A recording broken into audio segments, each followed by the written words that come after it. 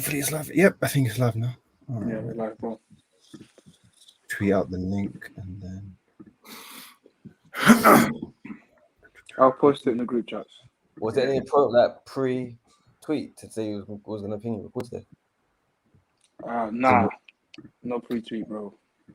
I'll put the link in the chat. I'll put it. Let me just put it in the group chat as well. How was the MTK show? I got a fucking flat tire, you know. Yeah, no, I had to cut it early, but for what I was watching, I can't lie, I enjoyed a lot of them. There was a young Caribbean boy that was a proper temperament. Like, he looked really good.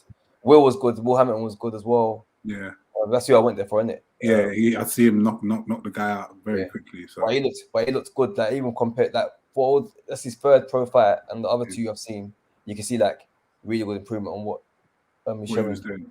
Yeah. No, I was supposed to go there for Sam, innit? Yeah, but yeah. There was another guy, O'Leary, I think his name was. He was also proper stuff. If you can do me a favor, could you just tweet it from the account? Yeah, it's good to see some up and comers. I can't lie. Till this day, I've always said, out of all the venues I've ever been to, I always enjoyed You Cool. Yeah, 100%. I like the vibe of the shows as well. It's like it feels like gritty, innit? Hardcore. Yeah.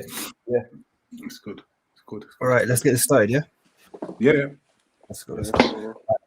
Hello and welcome back to another episode of Ringside Fracas. I'm your host Naim. Just for this week, don't worry, we'll get Dapper and Lewis back hopefully soon in the next few weeks. But it's just me for now. How is everyone? How's the week been for everyone? Nah, bro, fuck Lewis and me, man. You got this. The week's been good. Doing well, man. It's a takeover. I'm joined by my lovely panelists, Leroy, Samson, Dapper. It's been a bit of a shaky week. It's not been that entertaining, but there's been a couple of fights that I've had a interesting. I think a couple of others have it interesting, but obviously this week's a big fight. I just say it's very funny you said that it's been a shaky week, considering it's been a big matchroom week. That's why he got the cornrows, fam. He got the fights haven't been that big, have they? The fights. I'm just saying that. Big fights this week. Just say, was it meant to be Dylan White this week? Meant to be, but I can't lie. I'm the biggest Eddie Hearn fan going, but that show was. I was adamant I wasn't going to watch it. But then I put on. Who did I put on for? I put on for the only fight I saw was Alan Babbage in that one. Craig Richards, and then Alan Babbage, and then after that I was like, no, I'll turn it off. All right, let's break this fight down. Let's go into the Alan Babbage fight first. Got a second round knockout. Eric Molina should not get a payday of anyone ever again for as long as he lives. That's all I should say. Why doesn't he just retire, man? He's done. I think he did. I think he did retire. He retired. Did he? Oh, he retired, He retired in the. I saw him a bit in the corner today. After the fight, he's all crying that on IFL, saying, he's calling it a day. Yeah, well, I mean, good, fair enough. He's had a good career or whatever, but from a professional boxer, I mean, he just wanted out. He wanted out from early. He just kept falling on the floor. He was Babbage guy. This Babbage guy is just vibes, isn't it? Like head down, just vibes, swinging. The thing is, when someone's small like that, and they're putting their head down, so you can only hit the top of their head. It's quite hard, it's quite hard to actually fight someone like that because he's so low. His stomach is basically at their belly button, and he's just swinging overhands at them. And the thing is, they're coming close. They're whistling past people's heads, so he's awkward, and he's like, he's just going right. Let's shoot out. With a guy shooting out like that, it just makes you automatically gunshot. Like, whoa. There's a lot of firepower coming my way, and not much thought to it in terms of what he's doing. So you're gonna someone who's a bit more studied, a bit more skilled, is gonna try and think about working the openings and stuff. But it's not really openings; it's just firepower coming at you. So you've got to try and figure that out for a bit. Yeah. All right, let me ask Dapo, what do you think is next for Babbage, and where can you go realistically, like potential wise? Where can you go? I'm not too sure how I'd rate him on like skill. Oh shit, man! Come on, don't do that. Don't do that, man. I'm not sure, man. What it's you know when AJ loses, I hate boxing community, fam. This is the kind of shit they start coming up with. What is that? For those that are listening in, Sate just commented right now. Babbage stops AJ. Like, it's full of rubbish. The thing is, Babbage, yeah, because the thing is about Babbage, I mean, no one knows how good he is, but I just thought he's entertaining, innit? But he came out against Molina. I mean, whatever's the shadow of Molina that's left. The first, I mean, was it third shot or something? Boom, boom, boom. He dropped him. He stopped him. I thought he was out. It's crazy. Did better than Fabio. To be honest, I think anyone. I don't know how to respond to that. I don't, yeah. But anyone that's with a decent jab that can prevent Babbage just walking forward and make him think about something, give him something to think about, stick it nice and stiff in his fucking head. Pause. Give him something to think about on the way in. I think they'll beat him because he's too short for a heavyweight. Like if he can get in and start swinging overhand hooks and stuff and just literally make it a shootout, fair enough. But anyone who is about themselves and who is confident and could just stick out a nice firm jab, stay on their feet, I think it's an easy work for them, to be honest with you. Do me a favor and hide Sate's comments, please. Okay. Sams, what do you think about Babbage? Like, where could he go and what can he do with his career? I think Babbage is like one of the poster boys for Matchroom Belt FC, like where you're not trying. No one's really looking at Babbage and thinking he's gonna be a world champion. You just look at him thinking he's just value for money. We're gonna throw him in there. So he's basically a Chisora. You throw him in there with fan friendly fire, you know, no skills, just vibes. Pub guys just swing that out and puts bums in seats and people enjoy it. Yeah, dash him in there with Chisora, man. I'll pay to see that. Yeah, I was going to ask, is that a fight you lot pay to see if Chisora, whatever happens between Parker and Chisora, Babbage versus Chisora, something like that? I'm watching it all day long. Yeah, fair enough. Watch it for however long it lasts. Not as a headline, like watching that, but for like co-main or something. Like undercard. Yeah, it's a great undercard. Fair enough. There's the new Bridgerweight division. I don't know if none of you acknowledge it. I don't. Do you think Babbage would do well in that one? No, like anyone who's semi-decent is just going to beat him. Honestly, like anyone who's got a good jab and knows how to box will beat him. Okay, let's move on to another fight that happened in that card. Did you guys watch Craig Richards? How do you think he got on Leroy? Let me come to you first. Yeah. So I watched a fight. I mean, he did what I expected. I've never heard of the guy he was fighting, the Polish dude. But he looked relatively sharp. He closed the show. I think it's just a routine performance, really. Like, I didn't do anything too flashy. Didn't do anything bad. It was just like B-, B+. Keep it moving. Sams, your thoughts? Yeah, it was one of them fights where you look at him and think he's got more against him that he can really step up if he wanted to, but seems to fight within himself and just comfortable in that. But at the same time, I do feel like he's probably one of the underrated ones of his division that no one really talks about on the same level of Boatsy and so forth. And he should probably be in the mix. And hopefully Eddie starts to put some backing behind him. I think he might do so. It looks like he's trying to now. So it pushes in a bit. Maybe we get a domestic.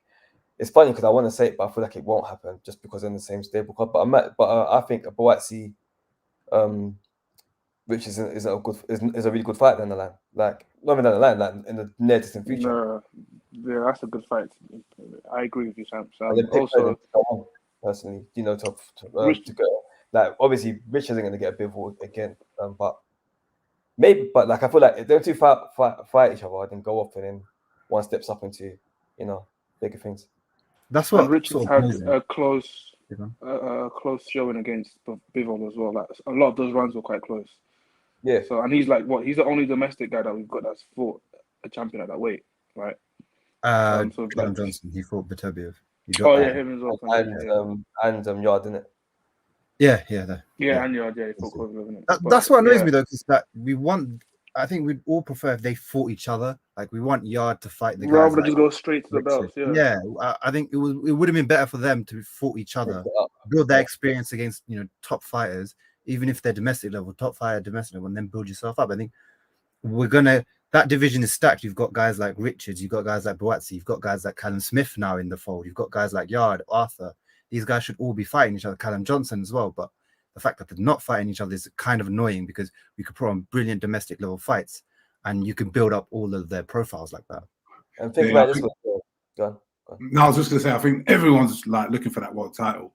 And that's it. And everyone thinks, oh, they don't really want to take a risky fight and lose their shot. But particularly the guys who have had their world title shot and lost it, like Callum Johnson, I feel that they should be in some good quality domestic fights. And then, like, you got to earn that world title again. You can't just go back in at world level. Like, go and beat a Buatsi, who's on his way to a world title. Then you've earned your another world title shot. You've already had your shot now. So you can't just sort of wait around and get another one for no reason without earning it, in my opinion. And also, I feel like they've got... Yeah, go on. And what I think personally, they just aren't, they're taking short. If you, not only you a better, like, that's like PVG Wi-Fi. Sam's, you're cutting in and out there. Yeah, it's just cutting in and out. Do you want to repeat that point, please? Any good now? Yeah, I think so. Yeah. So what I was saying is that you sound better. If you lot are essentially cutting. You're taking shortcuts to that title shot. If you don't mix it up, you're putting us on a better stead in terms of actually finding the experience that's necessary to say you've been in hard domestic fights that will put you in a better position to actually potentially win the world title shot, rather than going in there with us thinking you've never been tested. Yeah, all right. So yeah, fair enough. I mean, I want to stick with the matchroom stuff just for a minute before I move on to the other fights that happened last week. A new headliner they've announced, a double headliner with Conor Benn and Katie Taylor. No opponents have been announced for those fights. They're going to happen December 11th. Who would you realistically like to see Conor Benn fight this December? Come to Sam first, actually. Man, okay, you said realistically, yeah, because I've seen what Eddie's doing. Eddie's doing that piggy bank thing where he throws in certain names that he's never going to put Conor Benn in there with, throwing up the names of Ortiz. Yeah, I think he's throwing in Ortiz, and then he's throwing up the names of Guerrero and Chris Algieri. And which really means you're probably fighting Chris Algieri, because you're not going to put him in with, the killers, even though you're throwing up the names of Porters and so forth. But you're just putting his name out there because it makes it seem like, he's a real challenger and so forth. But really and truly, he's fighting Algieri, let's be honest. I think he means Victor Ortiz, not Virgil Ortiz. So are you taking this?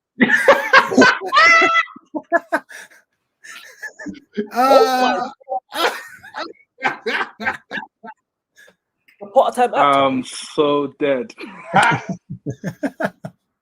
I'm done. Get him out of it, man. All right, I can't lie. That's elite matchmaking, in my opinion, because he is no interest in boxing. You come back for a quick payday, but that's what I think he means. He's going to put him in with.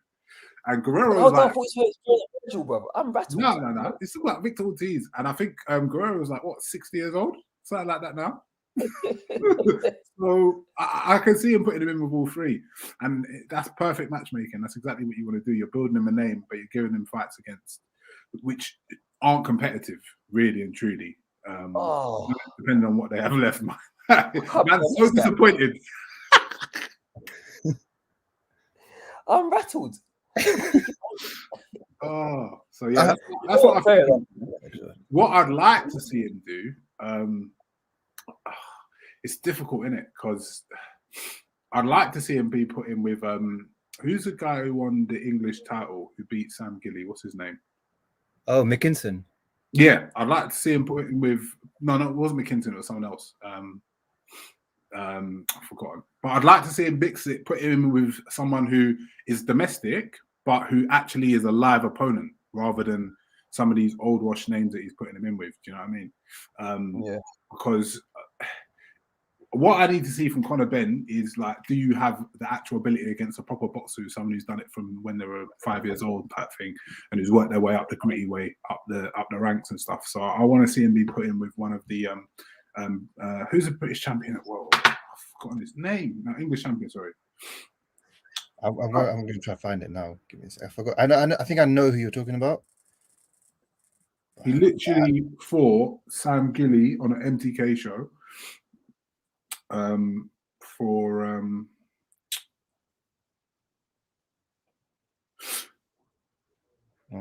Antwi, was it? Oh, okay, yeah. Samuel Antwi, and or Esserman. Esserman will be Esserman's got an engine and a half. I would love to see Esserman versus what's his name, Conor Benn, but obviously for fanfare and for the name, it's not a big fight, so he's not going to want it. I want to keep it 100. Yeah, I want Avanesian, but no, I think Avanesian. You want to see him flogged? You want to see him flogged? I know it is. I don't like the way Conor Benn went on IFL and basically said that he's beneath him. That he said that that's crazy. He said that Avanesian's beneath him. He offers him nothing. He said he's after world title shots. He's after the world title and has no business with him. That to me is ducking on like the technical level. That's nah, he's taking the piss. Definitely taking the piss. Avanesian, to be honest, the reason I didn't say Avanesian is I don't think he's ready for Avanesian. I can't lie to you. I think he still needs a bit more seasoning. I think he needs a few more fights before he takes that fight. I think Avanesian now beats him comfortably. But I'd rather see him. With Josh Kelly before Avanesian. Yeah, Josh Kelly's never making welterweight again in the rest of his life. He's done. So he's looking heavy right now. Yeah. Every versus Avanesian is looking big. Dapper, who would you like to see Conor Benn fight in December? Conor Benn, I feel like he's going to be one of those weird fighters where, you know, those like middle fighters where it's like, like these names that we put in, we just know he's going to get iced out, but at the same time, we can't get these like lower tier guys. So he's just like kind of like just stuck in that weird zone. But it depends on how he performs. Like I still think it's a bit early for like certain names. Like some of the killers that you guys named, I still think it's a bit early for those guys. But I think maybe like a high domestic level fight will be the best, like moving forwards now. Like, okay, he's beat some of the like washed like American welterweights. Let's go back to the domestic scene and fight some of the top guys at your weight class before you start looking at. I think he's moved past that, don't you? You think so? Don't you think commercially he's moved past fighting the domestic scene? I know what you're saying, Leroy, but I think commercially. But I mean, it was Danny Bull. Sorry, I was thinking of it was Danny Bull. That was the name of the guy. But commercially, he's moved past it. But I don't think he's moved past it in terms of his development. In terms of absolutely not. Yeah, I was coming from a development aspect. From a boxing aspect, and also I want to see him in with someone who is young and who's got an engine, because I need that gut check. Do you know what I mean? I want someone who's going to press him for 10 rounds and really work him. Huh? But why? Why? Because I want to see if he's actually good enough to go on to the next level. But Conor Benn is he's the poster boy of like the Matchroom FC belt. So he's never. Oh man, I don't know. Are we talking about boxing fans, or are we talking about what Matchroom would do? Because I know what Matchroom would do. We're talking about if Conor Benn is any way serious about I want to challenge for world titles, he needs a lot tougher fights, in my opinion, to get him ready for that level. And I don't like when some of these people who take shortcuts, obviously because of who he is, which is not. I mean, obviously that's nothing to do with himself. Like he doesn't control who his dad is. But still, why are you swerving domestic level? I don't like people that swerve domestic level. It actually pisses me off because we don't know how good you are. You're getting these random Polish dons, random guys, fucking Danish dons and all that to come over with international rankings, etc. No one knows how good they are. I know how good Echo Esman is, so let's see how good you are versus him. And that's a potential banana skin that doesn't make money. Yeah. So Matchroom FC is never going to allow that. They won't allow it, but that's what I'd like to see from a development perspective. This guy at Matchroom FC, do PBC do that, fam? At the end of the day, are you telling me? So Conor Benn, Conor Benn is going to make money regardless, and he's going to do numbers regardless. So, are you telling me Conor Benn does numbers against Formella?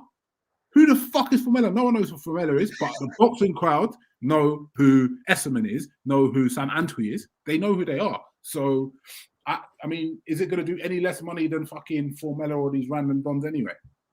Potential banana skins, so that's the problem. But the thing is, you need to go through potential banana skins if you're going to actually progress and be a good fighter. Otherwise, you'll get to a level and you're going to realize you don't cut it. You haven't had the season. Which is the game. That's the roadmap though. You face these 20, 30 fighters that are just bums, but build your name up and promote it well. Just bang them out, look good in doing so, and then. Once we look like you're, expiring, you chuck them in a couple actual proper names, and then you lose, and you go about your business and swing yourselves into the sunset. And really and truly, he's on that path. So why am I going to go and start taking those difficult fights early? Okay. I'm making money. I'm making all the money I want. Like, everyone's happy. So yeah, I mean that's the argument for that. But I'm just thinking, if I was actually trying to make him the best boxer he could be and give him the best chance and see what he's about and see his true level, then that's what I do. Yeah, no, I totally agree. Because for example, I think that was Yard's mistake personally. I think Yard did exactly the same thing, and Yard has got all the talent in the world, but it wasn't him. Obviously, it's his management, but how he was managed, completely swerving the domestic route, swerving all domestic competition that could be any type of threat. He could have probably won that Kovalev fight, especially at that time. Kovalev on the vodka as he is. He could have won that fight if he'd have had the correct fights preparing him for it when it came. But it didn't happen. One name that's been swerving, that's been thrown around on the internet, apparently it's a rumor, it could happen, is Josecito Lopez, the guy that gave Thurman hell. What do you lot think about that fight if Conor takes it on? Great fight. Very good fight at this point in time for his career. Leroy? Josecito Lopez would have been a good fight, but I swear is he like 38, 39 or something now? I can check. Like, I swear he's old. I mean, he gave Thurman hell. When was the last time Thurman boxed? How old is he? That would definitely. I'm saying, I don't want all these old men. Like, these old men. Like, what's the point? God, he should fight someone between the ages of 23 and 30. End of. Someone who's going to last. Because I'm sorry, stop plucking these 38-year-old veterans out, man. It's just ridiculous now. All right, let's move on then to the other side of the pond. Let's talk about Jose Cepeda first, and then we'll get on to Jaron. So Jose Cepeda knocks out Josue Vargas in the first round. TKO. Did any of you guys catch that fight? I enjoyed that shit. I enjoyed that shit. The reason is, Vargas was going on like he's a bad man, and he was moving a bit mad in the build-up. Very, very cocky. So, and the thing is, Zapata, I swear, like he's in fight of the year every fucking year, bro. He's just in shootouts 24/7. I don't know what it is. I don't know if he's got some, because he doesn't look powerful. Like he looks scrawny, he looks skinny, like looks kind of skinny fat, to be honest. He's just knocking people out, like so. Fair enough. So first round TKO. I think after the first knockdown, Vargas was on skates. He was done. He was done. He was done. He was done. So after he got up, he got technically stopped on his side, but he was done from that first knockdown. I think it was very, very heavy. So yeah, fair enough as a partner, man. Sams, your thoughts? Yeah, I can't lie. There's not much else to add to that. It was funny watching the build up and watching the weigh-in, and he was moving like it was a don. So when he got slumped, I was like, this is the ones where it's not just a loss in the fight. It's a loss when you get home and you look at your missus, and your missus gives you one look, and you're looking at her, and in your head you're thinking she does not rate me anymore. We're done. No, losing a fight in front of your missus, myth. That is that's the scariest thing ever, fam. Bro, I wouldn't wish I'm my worst enemy. I actually wouldn't wish I'm my worst enemy. Nah, definitely not, man. Definitely not. But yeah. So yeah, that was a quick fight, same as obviously the other fight we'll come to. I mean, there's not much to say about first round knockouts. You know what I mean? Yeah. The thing about Cepeda, I would say he's built up a brilliant resume now. He's got Baranchik on him. He's got Vargas. He's got Pedraza, and he has one more win that I forgot about. But so I think he's in prime position to fight for the world title against Josh Taylor. I don't think he'll win, but there's no one else really in that division that you can say deserves the title shot more than him. So that's my opinion now. Like, give him the title shot. He humbled the young gun who's coming up, trying to take his stuff, and now give him the title shot. There's no one else for him to fight other than, you've got Jose Ramirez. They're going to schedule him to fight Jose Pedraza. So we'll see how that fight goes. I think they'll probably put another block in front of Cepeda, though, to be honest with you, because I don't see Josh Taylor probably will have bigger, more interesting fights than vacate, and I'll probably see him fighting either for a vacant belt or even trying to fight someone like what's his name? The guy that fought American that fought Josh Taylor. Progress. Progress. Progress. Yeah, that's the one. Progress. I see him maybe fighting someone like him and losing as well, because like he's done his job and he's done things against the odds. But whenever he comes up against someone like a Progress or even a Ramirez, I definitely think he loses that fight. Yeah, he's lost to Ramirez originally. Huh? Did you not see Progress tweet about Shakur? Nah. So Shakur gave him work in sparring. Yeah, there was someone tweeted and said, "Didn't Shakur like beat the shit out of you in sparring?" And he's like, "Yeah, he gave me really good work." He actually came back and said that. I was thinking, wow. Yeah, but bruv, Shakur is fake because Progress is a decent size filled out 140. Shakur is what 130 coming up from 126, and he gave him work. Fucking hell. He's a cheat code, bro. All right, let's move on. I can't wait to see him in the big fights, man. Yeah. All right, let's move on to the other side of the promotion, the one that we don't talk about. I'm joking, we talk about it. The PBC side. So they had Jamal James versus Butaya for the WBA belt, but on the undercard, one of the most highly touted prospects of this year, last year, the year before. You know, I've been on about him for time. No, sorry to cut you off, Naeem, but I'm still angry at what Sate said earlier about Madison AJ. I'm still annoyed at that. I'm sorry, go on. I've been Steven. My head is gone. I'm Steven. I'm gonna cuss him in the group chat.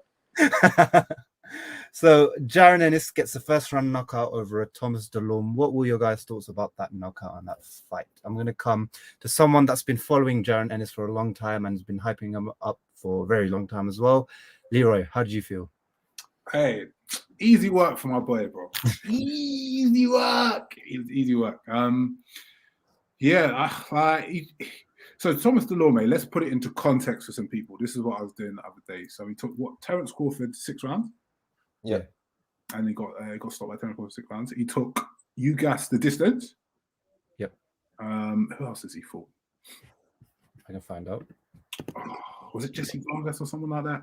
Yeah, I think he went to a draw with Jesse. Yeah, I think he had a draw with Jesse Vargas or something like that, or someone like that. So he's no mug, innit? He's not a mug. My man made him look like he was not there. Like he was even catching shots and eating them like they were nothing. And do you know when Spence goes into kill mode? He reminded me of when Spence goes into kill mode. It's like, yeah, all right, cool, boom. Like they see blood. It was a wrap. It was a write-off. He's too much for him. Too much. He's got the great mix of he's got enough power to knock people out and really stop people and get their respect. Got the skills, got the speed, got the footwork.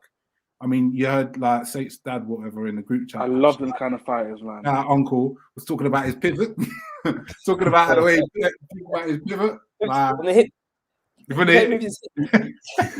got everything. He's got everything. So he's a scary, scary prospect because I swear he's like 24 or something stupid like that. I mean, what Spence just turned pro at 24, and look at this beast at 24. Scary stuff.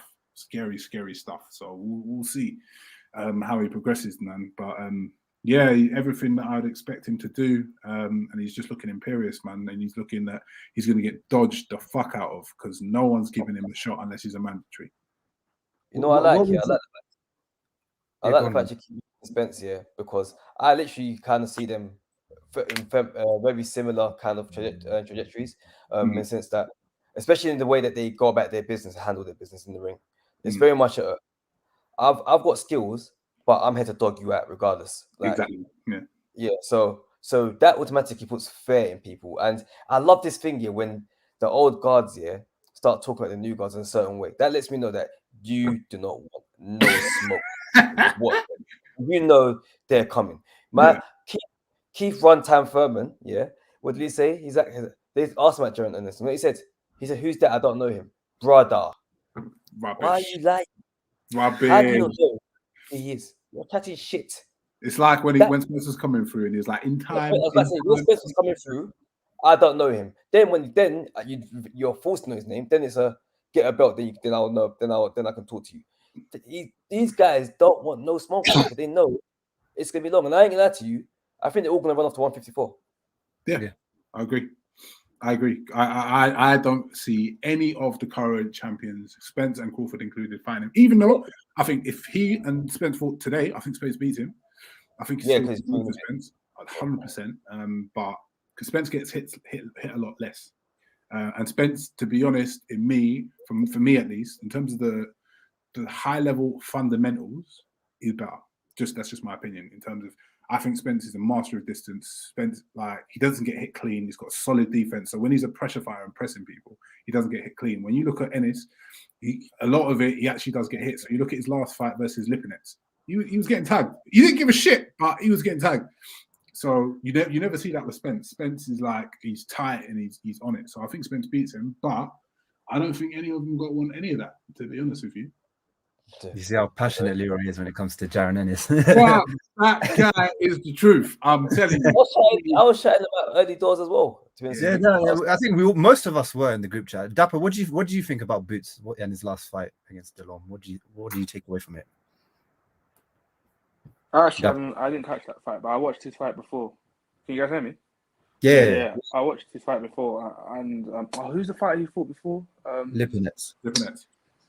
That's the one. Yeah. I enjoyed that fight, and I think he's really, really good. So I need to watch this fight, and then I'll make a decision. But I've got small stocks. I'm piling it up. I'm putting more chips each fight. Let's put it this way. No, he's special, man. Take your stocks out, AJ, and put him. You're gonna make money. Oh, chill out, man. I'm buying the dip, bro. I'm buying the dip.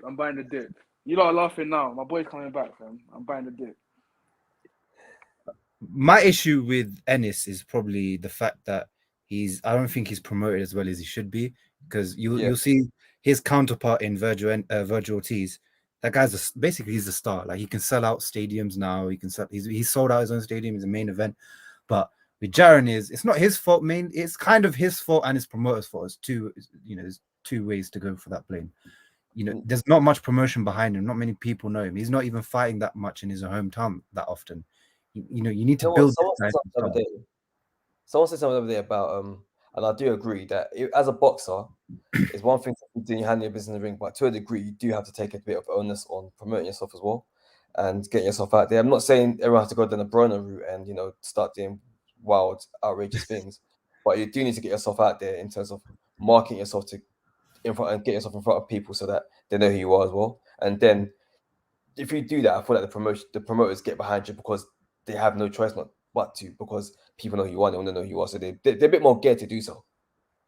Yeah, I think it's similar to like Crawford in a sense. It's like, we know you're good and we know you're brilliant. It's just you've not got that promotion and you've not got that money behind you, basically. It's that star quality. When you see that star, he's 24 as well. Like, yeah, he's a young potential star. They should be promoting better, in my opinion. But that's why I said look at Virgil Ortiz. He's already selling out. he's selling out crowds, selling out stadiums. He can but do that. He's got Latino market behind, hasn't he? No, but I think he would get the Philly market behind him because those Philadelphia lot, they get behind their fighters. It's just he's not fighting there often. They're not promoting his name out there, like putting on billboards and everything like that. Making him known that he's the next big thing and coming out of Philly. Look at Danny Garcia; he became a star quickly. Do you know what? If people, he should fight Danny Garcia.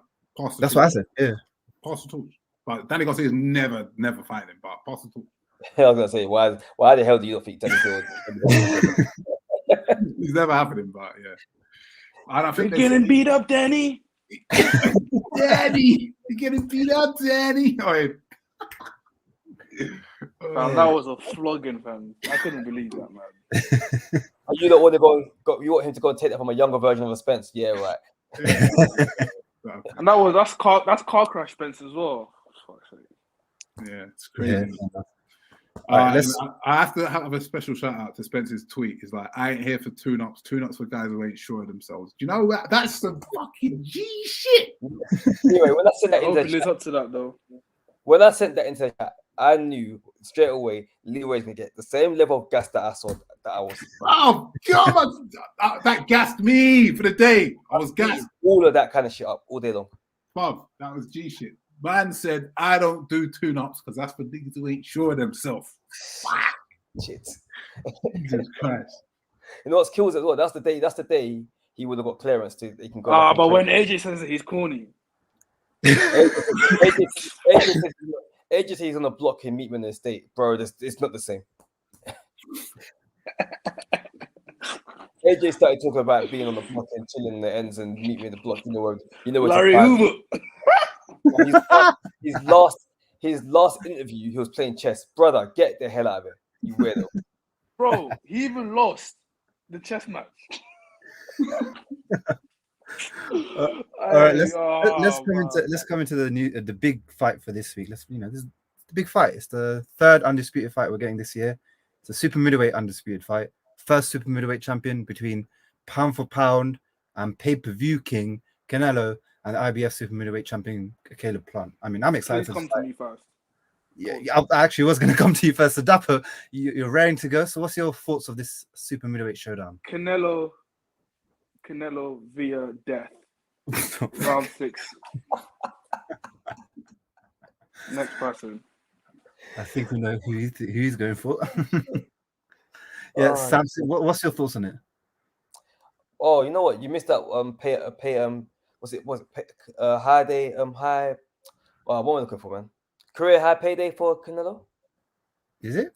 I don't know how much he's getting paid. Yeah, I didn't look at it is 40 M's for this fight. Yeah. Fair enough. All the accolades you said previously. You came through. You gave him the money. Fair enough. All the accolades you said previously about Canelo, about going into this fight, unification battle, one of the first. President PBC is really president right now. The PBC show. Look at the propaganda. All this taking show in the PBC. Yes or no? I'm just calling the facts out. The same way we call it. This guy bleeds PBC, man. The shakiness of the matchroom card and that £8 not being value. But we got all of this on the PBC show. I can't believe I'm paying £8 for that now, fam. At some point, yeah, you guys have got to start spending the coffee here, man. Anyway, to the actual fight, if I was Caleb Plant, mate, honestly, yeah, I'd be checking my life insurance and seeing how the distribution goes. No, from time you're getting flogged at a presser, mate. Honestly, I feel like he must. Has his eye even healed yet? Yeah, he's got he actually had to get he's got a mark on his face, has it? Bro, that's even a mental mark now. Like, that's not even, forget the physical mark. That's a mental scar. Man's get flogged on the flipping press conference. If I was him, days before the fight, I would feel like like this date is a date for like they don't go to jail or something. Like he should be shaking, like absolutely rattled. I know what he's doing. He keeps doing this self-motivating thing. You know what? He doubles up as a really good pastor. Like pastor, if he ever wants to go to religion and start his own church, because these motivational speeches he comes out with, like, no one believes me, but I can really do it, and no, I want to make you a believer. He has to. He has no choice. He has to do that. People like it. Like he sounds convincing, but mate, you're dead. Canelo said, yeah, he's going to do something special on him. I don't know. I've never heard someone say someone's going to do something special on you. I don't want to know what that even looks like. I don't want to find out. Canelo's said that none of his fights have ever been personal, but this one's personal. That's how. So all these flogging you've been giving people it's just been business. He broke Billy Joe's orbital just for business. Bro, just for business, you know. Right. He said. Some of them bangs. If GGG didn't have a good chin, yeah, some of them bangs he was giving GGG as well, fam. And that was just business, you know. Crazy. And do you know what? I love that we're seeing Canelo's personality come through, and he's speaking English, because my man is so confident. Like, have you watched the what's it called, All Access? My man is coming to end him. Like, he's coming to finish him, and he's like, easy work. Like, that's why I was when it was Canelo x Eddie Hearn, I was loving it. I can't lie, fam. I was loving it. Them two bounced each other so well, man. I don't care about PBC, bro. Eddie Hearn and Canelo's where it's at, man. D&G twins. Leroy, what's your thoughts on the whole fight in general? The whole fight, I think Caleb Plant will be competitive, in my opinion, for the first 3 or 4 rounds. I think Canelo would just, because Canelo puts a lot of mental pressure on people just by the way he inches forward, and then he inches forward, and you're not hitting him much, and that's long. The thing about Caleb Plant is he's a serious guy. He stays in shape all year round. He's fit. So I feel like, and he's sharp. He's a sharp shooter, and he's a slick boxer. He's got good footwork. So I feel like he'll do okay for the first few rounds. I'm not saying he'll win those rounds, but I think he'll be competitive. And then I just see Canelo starting to open up on him, because Canelo likes to soften people up in fights. We see it. He likes to slowly grind them down, in terms of their energy, soften them up, touch, soften them up, move, touch them up, just keep coming forward, keep putting on that pressure. And then all of a sudden, usually mid-round, he just starts throwing power shots. Like, every shot's a power shot. Just everywhere. So I think that he's going to do that. He's going to be competitive for the first few rounds, 3-4 rounds. After that, Canelo takes over and stops him in the late rounds for me. Quick question for you, Leroy. I got a question. Do you think Plant will have a better showing of himself than, like, say, versus a BJS or Callum Smith? Yes, definitely. I feel that it will be a more competitive fight than the last two were. I don't. Really? Why? I think it might be the worst. I feel like Caleb Plant is better suited for this fight in terms of the matchup. But Canelo, in the way he's talking, it seems like he's going in there from the first bell. Is going to absolutely stick it on him, and I don't see Caleb Plant getting through it. And I'm literally scared of him. He's not a family member of mine, but I'm scared for him like he is. Like I'm proper shook. A man said, "Yeah, oh, how do you think he's gonna get on with his chin?" He goes, "I hope he's got a good chin because he's going to need it." That's right. This guy, now he speaks English, and you can hear the crud in English, in that broken Latino accent English. It's gassing me still. The English Canelo is something we didn't know we needed. Like how did he become more frightening? We needed that, bro. We needed that. A man said, "I hope he's got a good chin because he's going to need it." And the line before that was, "I'm going to do something special on you." What the hell do you do that on me? I don't want to know. I really don't know what it looks like. I'm scared. I'm pretty sure all of you guys have watched Scarface, right? Canelo is giving me Canelo Montana vibes right now. He's the Scarface of boxing right now. I'm telling you, bro. He's quotables. You want payday? You want payday? He's coming like Scarface, man. Even when his father just the other day saying he's gonna fuck him up, just said, "Yeah, I'm gonna fuck him up." What did do to you? Caleb Plant called him a motherfucker. Yeah, he said you cussed my mum.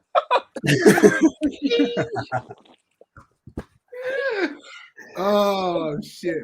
No, it's going to be. I think it's going to be relatively competitive in the first few rounds, and then Canelo starts to go to work. But yeah, if he comes out and sticks it on him, boy, it could get a bit peaky. Said Canelo loses rounds on the slide. I disagree with that. I think that only happened to BJS. Yeah.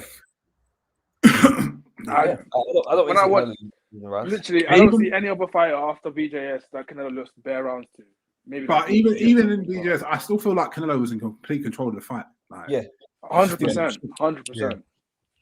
It was just part of the game plan. Yeah. So. For me, I feel like I agree with Leroy. Like I think early on, that jab of Caleb Plant's going to come into effect, and he's going to have to figure his way out through that. But the thing about this fight is, Caleb's never fought tough guys in that sense. He's never fought a high level. I mean, his biggest win is probably what's his name? It was Katakai, and then after that, he's been fighting guys like Mike Lee, who's a Subway delivery driver, and Caleb Truax. Like if you're not, win, isn't it? Yeah. So if you're not fighting like not even the top level, obviously Canelo's levels like levels, and then but if you're at least fighting someone that's at the top, like if he fought David Benavidez before this fight and beat him, I would have faith in Caleb. But the fact is, he hasn't fought anyone on that level where you can say that he's been tested. He hasn't really been tested that much. Okay, fine. There was a Gatakai fight. He was the underdog and he came through.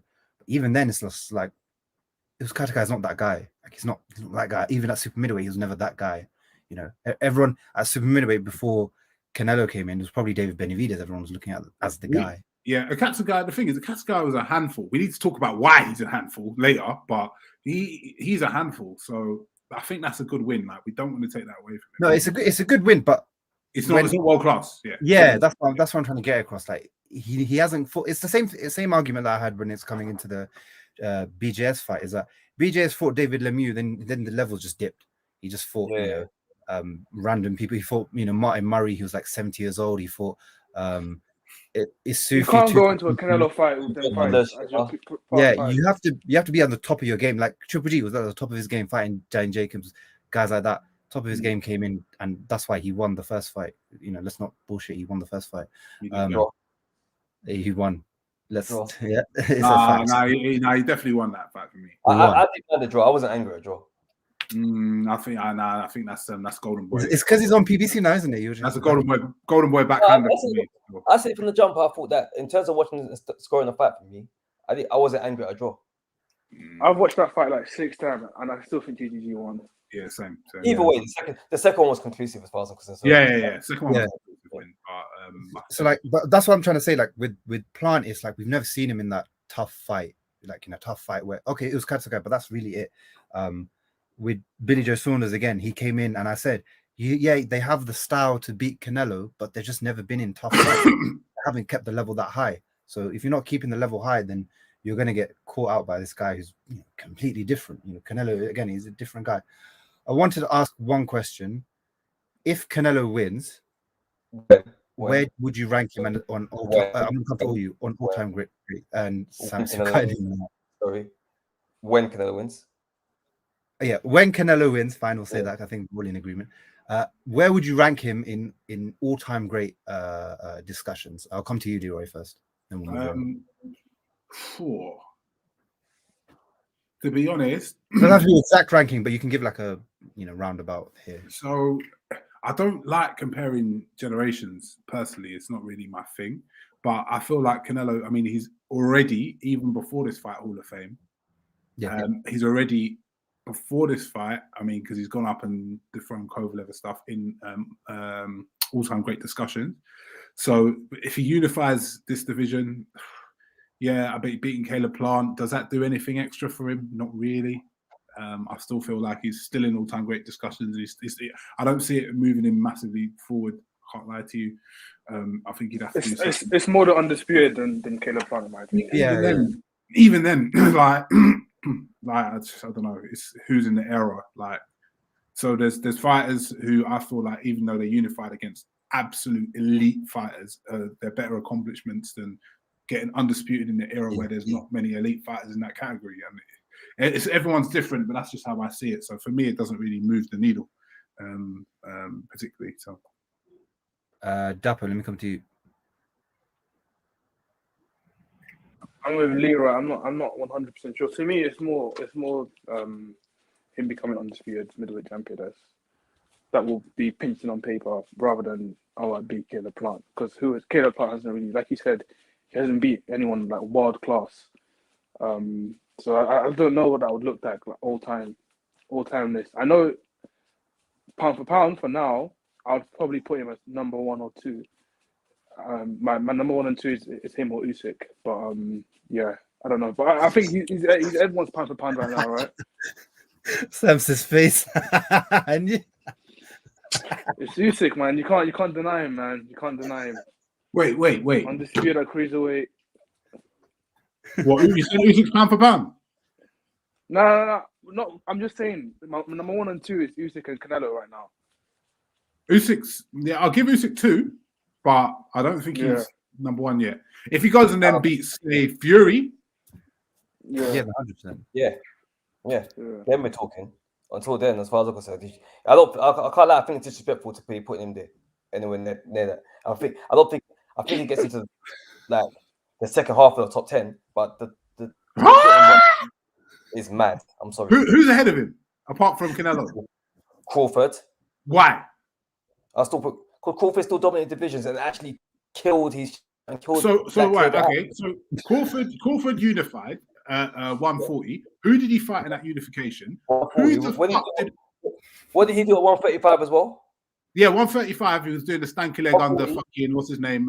About against Gamboa. And that's at 147 with a belt. Yeah. What's Usyk at 147? Right. Being AJ. No. Usyk, number 1. His cruiserweight run was fucking disgusting. He fought. Yeah, I heard that. He fought killers. I'm not arguing at all. But in terms of heavyweight, that's the first thing. Then, against all odds, when people think, he's not going to win, he fought the bigger man in AJ, who is a unified heavyweight champion, and didn't just beat him, he comprehensively beat him. He scored him, really and truly. End of story. So that, and the thing is, jumping up that in terms of from cruiserweight to heavyweight is so much harder than other weights because of the size difference and the weight difference. You're giving away stones. So I don't see how you can put him anywhere but pound for pound number 2. Personally. You know what it is, yeah? If he beat a game AJ, I'll be like completely with you. Sam's killed me, man. He didn't. He beat. I hate you, though. I hate you. And that's what my problem. It doesn't matter. Like, we're just looking at names. If we're solely looking at names, You know, I think I'm too emotionally invested. I'm too emotionally driven by this conversation here, because if we look at name, yeah, and just look at solely at names, I'll be like, yeah, it's got to be number one to look and so forth. But I physically saw what I saw. It just like, bruv, the gatekeeping is like, for the door to number to be per pound. Yeah, doesn't matter who you beat. It was a hard night for Usyk. Usyk had the night in the cruiserweight division. And that's what pisses me off. I think it's more so, I know you're right, I didn't use it because of AJ's inability to fucking beat AJ. Oh, wow. Fucking hell. Fam, my man's fucking... This guy hates AJ, bro. This guy's... No, I hate AJ. I'm disappointed. It's the disappointment. It's coming from a place of disappointment. Do you get it? Like, it's like, it just doesn't make sense why AJ didn't look in the mirror and say, bruv, how the fuck can this guy be bullying me and stepping into my primer so casually and popping my head off with a jab and then popping my head off with his left hand anytime he wants to? It's a joke thing. I'm with you. I can't never lie. It was a joke thing still. If you come, it's literally more disappointment in AJ than anything else. I just think he was just. I think the levels of as there was a boxer is just night and day, and that's pretty much it. Because he came into the fucking box. If I try to play chess with a chess master, I ain't winning.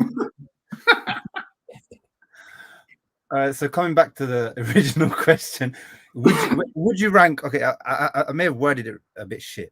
Would you rank him as an all-time great, and around where would you rank him? Like, is he higher on the list? Not exact ranking, but high on your list, or where? Where would you rank Canelo? Canelo is knocking on the door of that conversation. He has been knocking. In fact, he probably is there already. But in terms of where, that's still to be decided. TBC. Yeah, I'm with you. Yeah, so he's like I said, he's been knocking on the door. My only issue is how many generational fighters has he beat? GGG will go down as one in my opinion, which is fair. But I mean, you could argue Kovalev was very dominant in the generation. Argument maybe, but how many generational fighters has he had to beat in this era? And that's the thing. And I know that's harsh to say because you can only beat who's in your era, but that's kind of what makes you an all-time great. You're fighting the elite of the. So it's two elite fighters. When the dust settles, they're duking it out. Do you know what I mean? So it's hard. So when there's not that opportunity there, even though he's had it with GG, there's not that opportunity there. Then you have to go and start doing wild shit. Like, I mean, I hate myself for saying this because Jide will be fucking creaming when I say this. He's got to go do some wild shit and dare to be great and go and fucking chin better BF in the weight category up. Then, because the thing is, what else can Canelo literally do? If he goes and unifies, what can he do? He can't do anything else. Do you know what I mean? To go and then increase his all-time great status. That's what I was going to say. I think he stated that even now he's still got like 5 years left in his career. He wants to continue on fighting. It's these next 5 years after beating, if he pleads Plant, he should do what he does. I think if he beats guys like Bivol, Beterbiev, Benavidez, then that increases the argument of how good he was. I think even now you could probably make an argument of him being the best fighter of this generation. Like, there's no one's done more than him. No one's fought the guys he's fought, and no one's achieved more than him. So, but yeah, to get to that level, I think, like you said, it's what you do next. You know, it's like with Mayweather when he was not coming through, but when after he came through, it was that always, oh, this guy will beat him. Oh no, then this guy will beat him. Oh no, then this guy will beat him, and he went and beat them all. So the same thing here is like we're naming guys, Benavidez, Beterbiev, Bivol, whoever. Is he going to go through them and beat them all? Then if he does, then we can probably say that he's one of the high on the list of all-time greats. How excited are you guys for this fight? I mean, how many not just you guys, how excited do you think the world is? How many pay-per-view buys do you think this fight will do? I'll come to Dapo first. I think after that presser, I think the buzz has been created for this fight successfully, especially after that presser. Like, I swear for that whole week, all I saw my feed was Canelo Plant. And we were quite a bit away from the actual fight happening. So, but it's coming around pretty quickly. And I think fights that people are excited for, the ones that come around pretty quick. Because we've been talking about this for like quite a while now. And it's here already. But in terms of pay-per-view buys, I know I've seen some articles about Canelo trying trying to compete with the UFC card that's on that night. I don't think there's going to be much of a competition. I think they'll do Canelo will do more buys. Well, to be fair, especially. Sorry, go on. Go for it. No, so yeah, the last time that happened, there was a UFC card in New York, and Canelo was fighting Kovalev. The main event actually, them lot actually waited half an hour for that event, for the main event of the UFC to finish, for them to start their main event. So do you think again something like this is going to happen where they'll have this fight, but they'll wait for the UFC? Wait, to finish? the card. Oh wait, that Kamaru Usman's fighting, right? Yeah, That this card. week. This week, yeah. Oh, that's a big fight. Yeah. So like, are they I'll going to do that and see again? how that pans out. Yeah. I'll have to wait and see how that pans out. I'm not sure. See how that goes. But in terms of buys, I'm not too familiar with like metrics in terms of buys and like how to measure that. I'm not too sure, but I think the fight will do well. Okay, quick question before I go on to anything else, just for all of you guys. If that happens, where this week you've got the big UFC event happening, you've got the big boxing event, where again, like last time, the boxing event waits half an hour for the UFC event to finish. Does that signify a change between the relationship of UFC and boxing with the fans? Does it mean UFC is held in more higher regard because boxing is the one that has to wait for the UFC to finish, and then because this is the pound for pound pay-per-view king, and he's waiting half an hour for a UFC event to finish for him to start his fight. So I'll come to you, Sams, and then Leroy. So personally, I pray they don't do that, because if they do, well, I'm in big trouble, man. That time of night, because the undercard is shit as well. So that's a struggle. Yeah. But in terms of buys, I think with like the press conference and it being unification, and there is some level of people thinking Caleb Plant can actually pull it off. I think he probably does like maybe 500k, which is good in this kind of climate, and come off the back of COVID, to probably one of the bigger events and one of the biggest stars, and for paper and for PBC, it's a good haul. Having pound for pound king on your channel and so forth. So I think 500k plus is good, considering they call 300k a success. So yeah. You don't think they could do $1 million with Canelo? I would like to think so, but I'm thinking of COVID and so forth. I don't know how much they've charged for the fight as well. Probably $100, I'm assuming. So I think so. So yeah, I'm just saying anything over 500k, I'm thinking they're deeming as a success. Okay, fair enough. If they didn't do $1 million, then it's a great night. Yeah, Leroy. The thing about so UFC has been smashing it for a long time. They've been doing very, very big numbers in their pay-per-views, and I think it is a bit of an indictment on where boxing is, and the reason that is because we're not getting the fights we want. So there's not really the mega fights to really pull in the crowd. So I think they'll do that. And in answer to your question, yes, I think there is a bit of a sea change, UFC versus boxing right now, and it's just because of the level of entertainment and the contests we want to see are not being shown, pretty much, which is sad.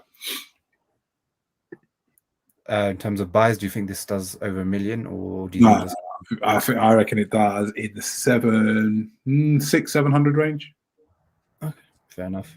Yeah, I mean, we haven't seen Canelo's pay-per-view numbers in a while, so it's hard to predict, because he's obviously been on DAZN for a few years. So it's hard to predict what his numbers are going to really look like. And I can say in terms of subscriptions though, is that I know from one of my friends that when Canelo was fighting, every single time he was fighting, he pulled in like 250k new subscribers each fight, which is crazy.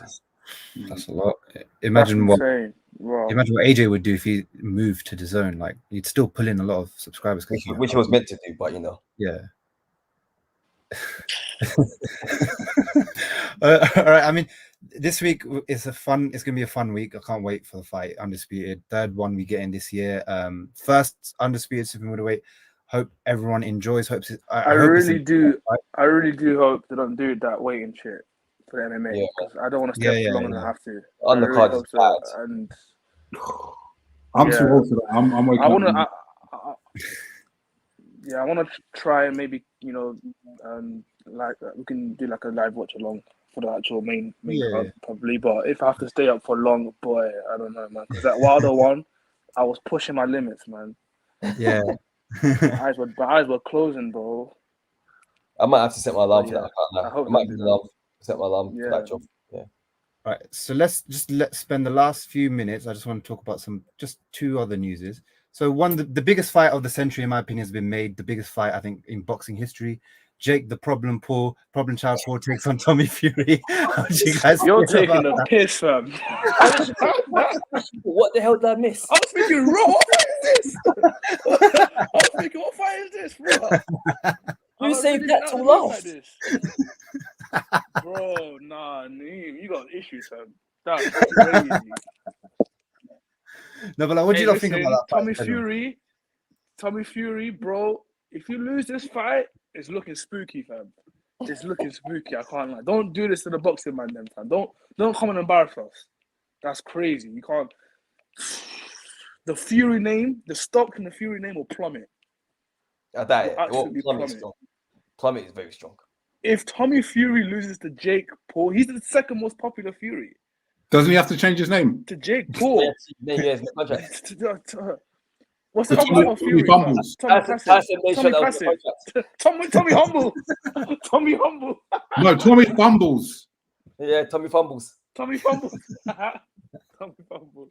Right, but if he loses this, then no one can take boxing seriously because you got a YouTuber who is because this kid is just coming semi-reasonable. Less than what, 2 years experience? The heavyweight champion of the world's brother, who is a professional boxer who's been boxing all his life.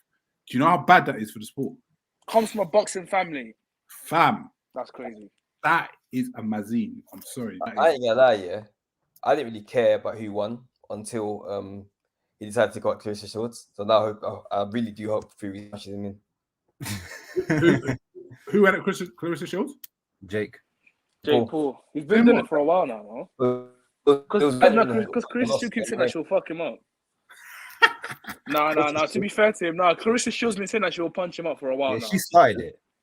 Yeah, but then she started. When she lost the MMA fight, he started bantering, saying, "Yeah, the shit was against the Spurs or some shit like that." Thinking, are you taking a piss? You're really gagging.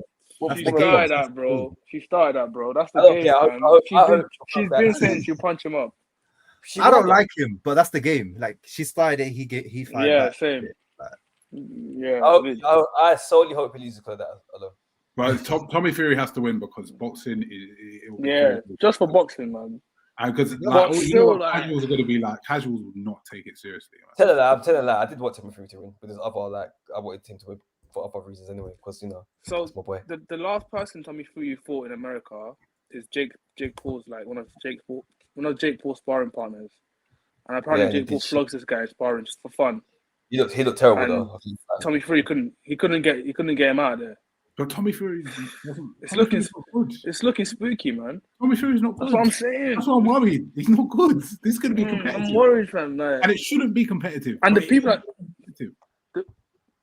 the people that Fury has stopped have been lollipop ladies, bro. Like, proper, bro. You know what I mean? So it actually is looking spooky, fam. He fights like a Love Island, like he's from Love Island. Like, he fights like when you watch this show. Bro, he's a Love Island boxer. I'm done. Facts.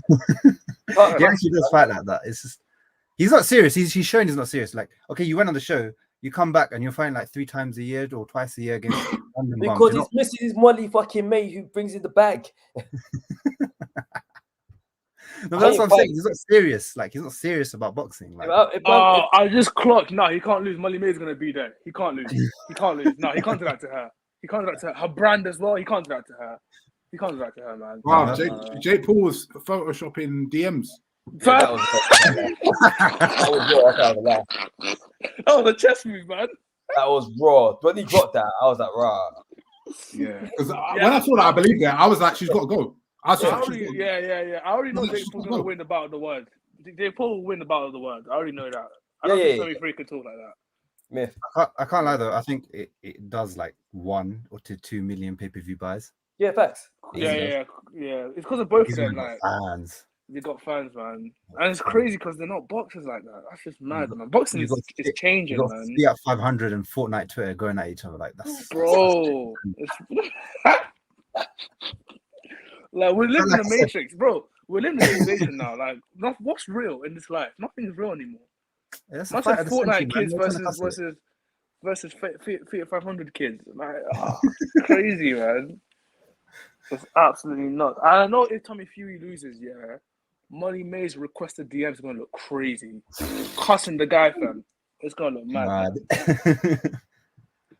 Yeah, but fight of the century, can't wait for it. It's gonna be brilliant. I think this is gonna be the best boxing fight ever in history. I want to see someone get stopped though. I don't want to see. No, I don't think they are. I think it's gonna be a shit. It's gonna be a shit. Yeah, it's gonna be a dead. It's gonna be a dead fight, man.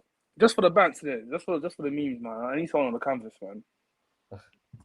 It's gonna be funny. I just want to see how it plays out. The whole press conference, all that. That'll be fun to like just. Who's bigger? Who's the bigger man?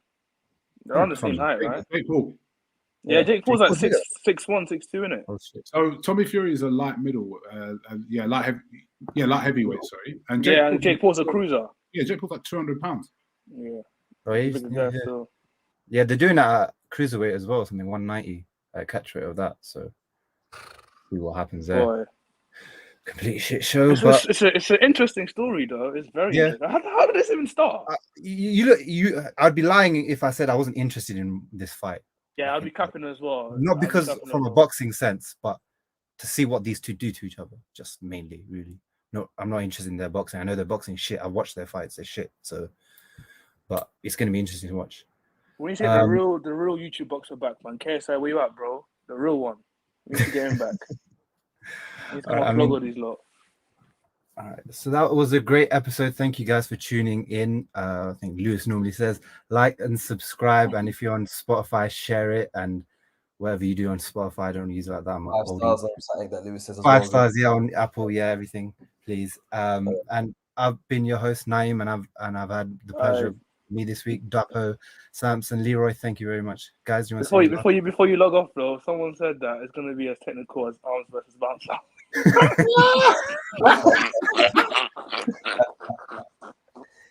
Oxygen mask everywhere. Oh, that fight was a shit show. Oh shit! Thank you guys. See you in a bit. In a bit. All right, you man. Wait.